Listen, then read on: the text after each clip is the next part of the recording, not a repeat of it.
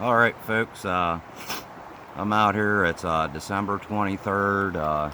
I'll show you the little stream I'm fishing here. The flows are up really high, and I stuck a few and lost a few, but I was very, very fortunate to catch this really nice wild brown trout 2 days before Christmas. Uh, the water's really high, even in these small streams, but I continue the pursuit of wild brown trout because they're my favorite to catch of any other species of fish. I got fortunate. I was going to video this spot because I typically catch some fish in it.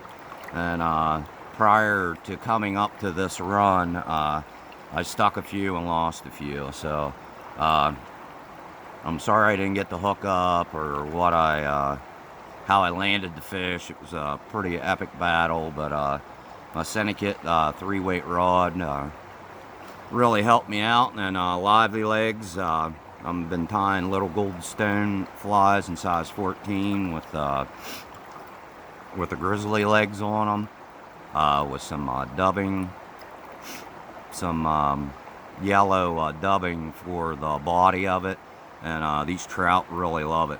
I'm going to get this guy up out of the water here to show you. It's not a giant fish. I estimate it's about 17, 18 inches long. That's about the total length of the inside of my net, which it's fray bill 18 by 13 by 13 inches deep. We're going to get this beauty out and show you it, and then I'm going to safely release it. It's a really, really good fish. Ooh, he's still kind of wiry. Oh, yeah. That's a good sign. He's still struggling to get away from you. But that is a really solid PA wild brown trout. As you can see. It's a really nice fish, probably 17, 18 inches long. Really pretty. They're post-spawn feeding now. As far as I know, the spawn is over. I'm sure it's like the whitetail rut. I'm sure there is some spawning going on, but the main part of it's usually over roughly right around Thanksgiving. We're going to get you, I'm going to show you the safe release of this wild brown trout. Just remember, when you're handling the fish, try to keep your hands wet. Keep them in a net. Everybody makes fun of the big nets we carry around, but honestly, it helps preserve your fish. Even these really big wild trout like this, or even your stockfish, you can, the net really helps out and enables them to keep oxygenated. I'll show you a little, get the view of him here. Just sitting there in the net. Definitely quite a few years old, which is nice. It's nice to catch fish like this in small limestone streams. I have a couple aliases. I think it's just the time that I put in. Some people call me the wild man because most people wouldn't be fishing in these conditions. Some people call me Big Fish Frankie. It's all hype. I really enjoy fishing. I figured I'd bring you a Christmas video. Well, this is going to be a Christmas video releasing this beautiful wild brown trout. We are so blessed here in central Pennsylvania to have these fish. Do what you can to work with your local fish commission and whatever. Even the streams you fished. I usually do this when I'm done fishing. I have a little extra time.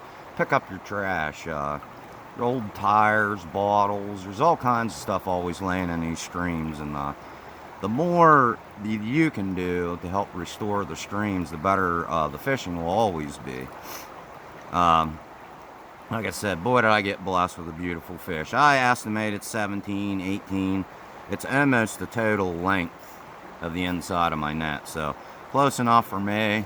It's probably, I would guess, an 8 to 10-year-old brown trout here in central Pennsylvania. If it'd be someplace else, it would be fairly larger. But this is definitely a mature trout, and especially a wild trout. What a blessing. I'm going to release this guy safely. When you release these fish, don't take them out in the super fast water. Like out here, it's really fast. Here, it's kind of calm because you're close to the bank. Safely get the fish out of the net and kind of cradle it in the water. I imagine he's going to swim. He swam right off in really good condition. Don't let the winter months bring you down. You're probably not going to catch as many fish, but there is a good chance you catch a good quality fish like that.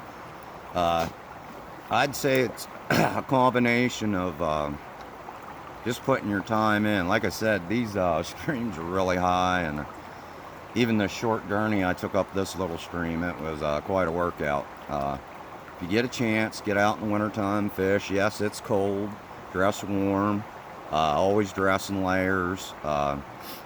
Bring some hot hands along with you, obviously. You want to minimize your exposure to the water. It's not too bad today. We're about 35 degrees this morning, but if you adhere to these things, and what I always do, if one hand gets cold, I put it in my pocket. If I have a hot hands, it's warm enough this morning, I don't need one. Your hands are going to get cold. Just try to keep the blood flowing and your circulation going, and hope you enjoy my videos. It's been kind of sporadic lately. I've been trying to really tune myself and tight-lined nymph fishing.